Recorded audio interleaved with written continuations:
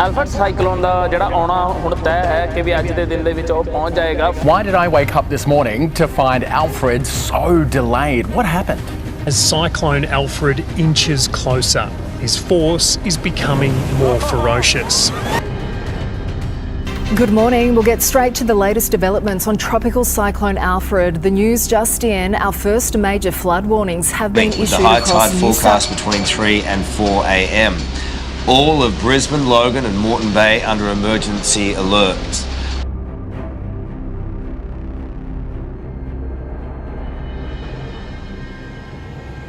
Alfred cyclone ਦਾ ਜਿਹੜਾ ਆਉਣਾ ਹੁਣ ਤੈਅ ਹੈ ਕਿ ਵੀ ਅੱਜ ਦੇ ਦਿਨ ਦੇ ਵਿੱਚ ਉਹ ਪਹੁੰਚ ਜਾਏਗਾ। ਫਰਾਈਡੇ ਨੂੰ ਬੋਲਿਆ ਜਾ ਰਿਹਾ ਸੀਗਾ ਕਿ ਬਹੁਤ ਜ਼ਿਆਦਾ ਤੇਜ਼ ਹੋਏਗਾ, ਸੈਟਰਡੇ ਨੂੰ ਸ਼ਾਇਦ ਘਟ ਜਾਏਗਾ, ਪਰ ਇਸ ਵਕਤ ਸਾਈਕਲੋਨ ਹੈ ਉਹ ਇੱਕੋ ਹੀ ਜਗ੍ਹਾ ਦੇ ਉੱਤੇ ਘੁੰਮਣ ਲੱਗ ਗਿਆ, ਇਸ ਕਰਕੇ ਸ਼ਾਇਦ ਥੋੜਾ ਜਿਹਾ ਲੇਟ ਹੋਏਗਾ।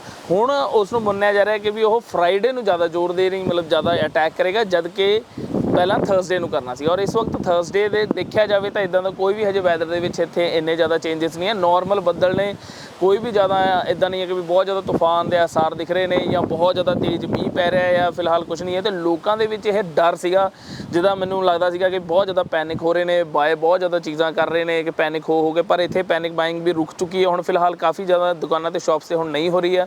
ਲੋਕ ਆਰਾਮ ਨਾਲ ਨੋਰਮਲ ਜੋ ਉਹਨਾਂ ਦੀ ਜ਼ਰੂਰਤ ਦੀ ਚੀਜ਼ ਆ ਉਹੀ ਖਰੀਦ ਰਹੇ ਨੇ।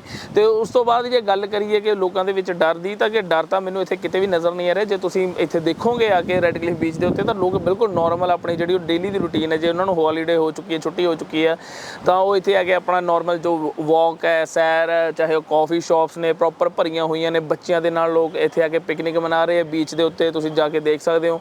ਮਤਲਬ ਸਭ ਕੁਛ ਬਿਲਕੁਲ ਨੋਰਮਲ ਤਰੀਕੇ ਦੇ ਨਾਲ ਹੋ ਰਿਹਾ, ਕੋਈ ਵੀ ਇੱਦਾਂ ਦੇ ਜ਼ਿਆਦਾ ਚੇਂਜਸ ਨਹੀਂ ਕੀਤੇ ਜਾ ਰਹੇ ਆ, ਜਾਂ ਕੁਛ ਵੀ ਲੋਕ ਇੱਦਾਂ ਨਹੀਂ ਹੈ ਕਿ ਵੀ ਕੁਛ ਡਿਫਰੈਂਟ ਕਰ ਰਹੇ ਆ, ਜਾਂ ਉਹਨਾਂ ਦੇ ਡਰ ਹੈ ਤਾਂ ਵੀ ਉਹ ਸੋਚ ਰਹੇ ਕਿ ਬੀਚ ਦੇ ਨੇੜੇ ਨਾ ਜਾਈਏ। ਹੁਣ ਸ਼ਾਇਦ ਥੋੜ੍ਹਾ ਜਦੋਂ ਮੌਸਮ ਬਦਲੇਗਾ ਸ਼ਾਇਦ ਉਹਨਾਂ ਦੇ ਵੀ ਤੌਰ ਤਰੀਕੇ ਬਦਲਣਗੇ, ਪਰ ਫਿਲਹਾਲ ਦੀ ਘੜੀ ਬਿਲਕੁਲ ਨੋਰਮਲ ਹੈ, ਬਿਲਕੁਲ ਨੋਰਮਲ ਵੈਦਰ, ਬਿਲਕੁਲ ਨੋਰਮਲ ਲਾਈਫ ਸਟਾਈਲ, ਬਿਲਕੁਲ ਨੋਰਮਲ ਲੋਕ।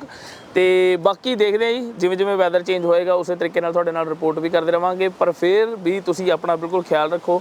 ਜੋ ਵੀ ਸਾਈਕਲੋਨ ਦੇ ਲਈ ਇੱਕ ਕਿਹਾ ਗਿਆ ਕਿ ਫਸਟ ਏਡ ਕਿੱਟ ਹੋ ਗਈ ਜਾਂ ਟਾਰਚ ਬੈਟਰੀਜ਼ ਹੋ ਗਈਆਂ, ਕਾਫੀ ਜਗ੍ਹਾ 'ਤੇ ਵੈਸੇ ਕੱਲ੍ਹ ਲਾਈਟਸ ਚਲੇ ਗਈ ਸੀਗੀਆਂ, ਵੈਨਸਡੇ ਨੂੰ ਹੀ ਲਾਈਟਸ ਚਲੇ ਗਈਆਂ ਸੀਗੀਆਂ। ਤਾਂ ਹੁਣ ਆਉਣ ਵਾਲੇ ਟਾਈਮ ਦੇ ਵਿੱਚ ਵੀ ਮੰਨਿਆ ਜਾ ਰਿਹਾ ਕਿ ਲਾਈਟ ਦਾ ਕੱਟ ਤਾਂ ਜ਼ਰੂਰ ਲੱਗੇਗਾ ਹੀ ਲੱਗੇਗਾ। ਇਸ ਕਰਕੇ ਲਾਈਟ ਦੇ ਕੱਟ ਤੋਂ ਬਚਣ ਲਈ ਤੁਸੀਂ ਜੋ ਵੀ ਤੁਹਾਡੇ ਕੋਲ ਜ਼ਰੂਰੀ ਚੀਜ਼ਾਂ ਨੇ, ਚਾਹੇ ਉਹ ਬੈਟਰੀ ਹੈ, ਟਾਰਚ ਹੈ, ਕੋਈ ਵੀ ਜਿਹੜੀ ਸੈੱਲ ਨਾਲ ਚੱਲਣ ਵਾਲੀਆਂ ਬੈਟਰੀਜ਼ ਹੋਣ, ਕੋਈ ਵੀ ਇੱਦਾਂ ਦੀਆਂ ਚੀਜ਼ਾਂ ਆਪਣੇ ਕੋਲ ਹਮੇਸ਼ਾ ਰੱਖਿਓ, ਤਾਂ ਕਿ ਤੁਹਾਨੂੰ ਇੱਦਾਂ ਦੀ ਕੋਈ ਵੀ ਪ੍ਰੋਬਲਮ ਨਾ ਆਵੇ। ਬਾਕੀ ਫੋਨ ਵਗੈਰਾ ਚਾਰਜ ਰੱਖਿਓ, ਪਾਵਰ ਬੈਂਕ ਇੱਦਾਂ ਦੀ ਕੋਈ ਵੀ ਚੀਜ਼ਾਂ ਨੇ ਜਿਹੜੀਆਂ ਕਿ ਆਪਣੇ ਕੋਲ ਰੱਖਿਓ, ਤਾਂ ਕਿ ਤੁਹਾਨੂੰ ਪ੍ਰੋਬਲਮਸ ਨਾ ਜਦੋਂ ਲਾਈਟ ਜਾਵੇ। ਅਤੇ ਬਾਕੀ ਪਾਣੀ ਦਾ ਵੀ ਜ਼ਰੂਰ ਧਿਆਨ ਰੱਖਿਓ, ਆਪਣੇ ਪਾਣੀ ਤੁਸੀਂ ਜ਼ਰੂਰ ਭਰ ਕੇ ਰੱਖੋ। ਜੇ ਤੁਹਾਡੇ ਕੋਲ ਬਾਥਟਬ ਵਗੈਰਾ ਤੁਹਾਡੇ ਬਾਥਰੂਮ ਦੇ ਵਿੱਚ ਹੈਗਾ, ਬਾਥਟਬ ਨੂੰ ਜ਼ਰੂਰ ਪਾਣੀ ਦਾ ਭਰ ਕੇ ਰੱਖੋ, ਤਾਂ ਕਿ ਅਗਰ ਪਾਣੀ ਨਾ ਵੀ ਆਇਆ ਜਾਂ ਰੁਕ ਗਿਆ ਜਾਂ ਕੁਛ ਵੀ ਹੋ ਗਿਆ ਤਾਂ ਤੁਸੀਂ ਉਸ ਨੂੰ ਇਸਤੇਮਾਲ ਕਰ ਸਕੋ।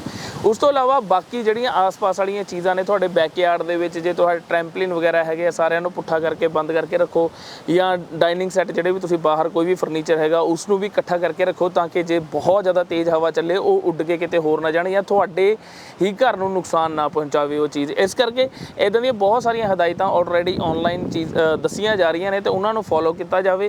ਅਤੇ ਬਾਕੀ ਆਉਣ ਵਾਲਾ ਟਾਈਮ ਦੱਸੇਗਾ ਕਿ ਵੀ ਇਹ ਸਾਈਕਲੋਨ ਕਿੰਨਾ ਕੁ ਤੇਜ਼ ਹੋਏਗਾ। ਫਿਲਹਾਲ ਦੀ ਘੜੀ ਹੁਣ 11 ਵੱਜ ਚੁੱਕੇ ਨੇ, ਅਤੇ 11 ਵਜੇ ਵੀ ਥਰਸਡੇ ਦੇ 11 ਵੱਜ ਚੁੱਕੇ ਨੇ, ਅਤੇ 11 ਵਜੇ ਵੀ ਕੁਛ ਇੱਦਾਂ ਦਾ ਨਹੀਂ ਨਜ਼ਰ ਆਇਆ ਕਿ ਵੀ ਬਹੁਤ ਤੇਜ਼ ਹਵਾ ਜਾਂ ਇਹੋ ਜਿਹਾ ਕੁਛ ਨਹੀਂ ਨਜ਼ਰ ਆਇਆ, ਤਾਂ ਨੋਰਮਲ ਦਾ ਨੋਰਮਲ ਹੀ ਨਜ਼ਰ ਆ ਰਿਹਾ ਆ।